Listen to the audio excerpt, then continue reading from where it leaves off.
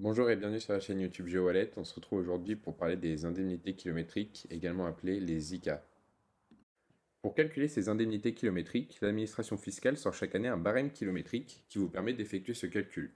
Donc, nous pouvons retrouver ce barème kilométrique ici, donc c'est directement sur le blog de GeoWallet ou tout simplement sur le site de gouvernement. Donc, pour effectuer le calcul des indemnités kilométriques à l'aide de ce barème, il y a trois paramètres importants qui rentrent en compte. Le premier paramètre est la distance professionnelle parcourue sur l'année. Pour la distance parcourue, il y a trois échelons, donc moins de 5000 km, entre 5000 et 20 000 km ou plus de 20 000 km. Le deuxième paramètre qui rentre en compte dans ce calcul est la puissance fiscale de votre véhicule. Donc c'est ce qu'on peut voir ici, ce sont les chevaux fiscaux. Et donc le barème est maximisé à 7 chevaux fiscaux. C'est-à-dire que pour tous les véhicules classés au-delà de 7 chevaux, vous prendrez cette ligne pour effectuer votre calcul.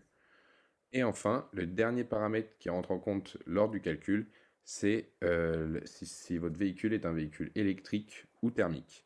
Le véhicule électrique bénéficie donc d'une majoration de 20% de ses indemnités kilométriques. Donc c'est une politique mise en place par le gouvernement depuis quelques années pour inciter les usagers à se diriger vers des véhicules électriques. Donc ce barème est mis à jour chaque année, donc aux alentours du mois de février. Et vous pourrez retrouver donc le lien directement dans la description de la vidéo pour accéder directement au barème et même plus largement à l'article qui rentre plus en profondeur sur le détail du barème kilométrique et sur les différents calculs.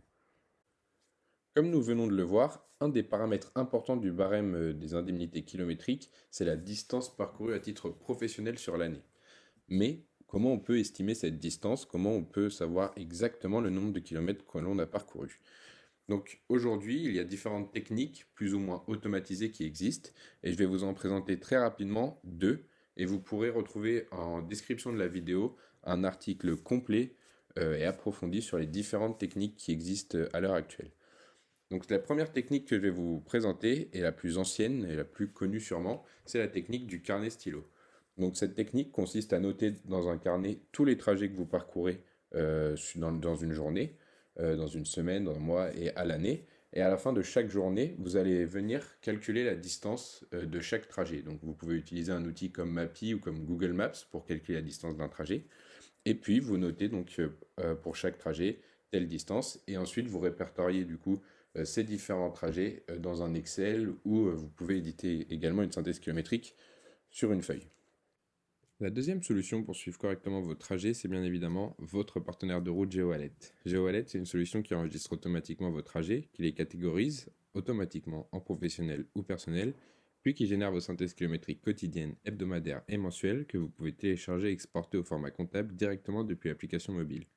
L'offre est à 5 euros hors taxe par mois par conducteur, et une version gratuite aux fonctionnalités limitées est également disponible, mais qui vous garantit tout de même un enregistrement total et illimité de tous vos trajets. Vous pourrez retrouver en description le lien vers le site GeoWallet si vous souhaitez en savoir plus.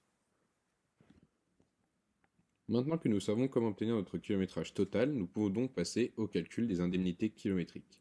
Ce que je vous montre à l'écran est le simulateur GeoWallet que nous avons développé pour vous permettre d'estimer facilement le montant de vos indemnités kilométriques. Donc ici, on va prendre l'exemple d'une berline, donc un véhicule thermique automobile de 6 chevaux fiscaux. Je me rends du coup sur GeoWallet, je télécharge mes synthèses kilométriques et je sais que j'ai parcouru à titre professionnel 15 000 km sur l'année. Donc ici, on vient renseigner le kilométrage total parcouru sur l'année.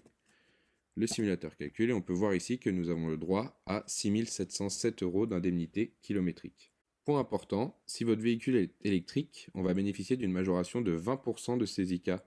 On va donc juste ici sélectionner véhicule électrique et on peut voir qu'on passe à 8048,4 euros d'indemnité kilométrique, soit environ 1300 euros de plus. Donc je vais vous mettre pareil dans la description le lien du simulateur, comme ça vous pourrez faire vous-même vos estimations et vos différents calculs. Le point crucial dans la déclaration d'ICA, ce sont les justificatifs. Les indemnités kilométriques sont scrupuleusement scrutées par l'administration fiscale et les contrôles sont fréquents. Plus de 50% des redressements fiscaux aujourd'hui sont liés au poste de véhicule. En cas de contrôle, vous devez donc justifier l'ensemble de vos trajets. Mais quels sont les éléments nécessaires pour justifier ces indemnités kilométriques? Il va donc y avoir 4 éléments importants pour cette déclaration d'indemnité kilométrique. Donc le premier point important, ça va être les dates et horaires de départ et d'arrivée. Le second point, les points de départ et d'arrivée. Troisième point important, les informations du véhicule, donc la carte grise. Et enfin, dernier point, le motif pour chaque trajet. Vous l'aurez compris, il vaut mieux être très rigoureux dans le suivi de votre déplacement pour éviter un petit problème avec l'URSSAF. Et voilà, c'est tout pour cette présentation des indemnités kilométriques en espérant que ça vous a plu. Si vous avez des questions donc sur les indemnités kilométriques ou si vous souhaitez que l'on réalise d'autres vidéos dans ce style en rapport avec le poste véhicule en entreprise, n'hésitez pas à nous le faire savoir dans les commentaires. Vous pourrez retrouver en description les liens vers les différents sujets précis que nous avons abordés dans cette vidéo. Merci à tous et à très vite.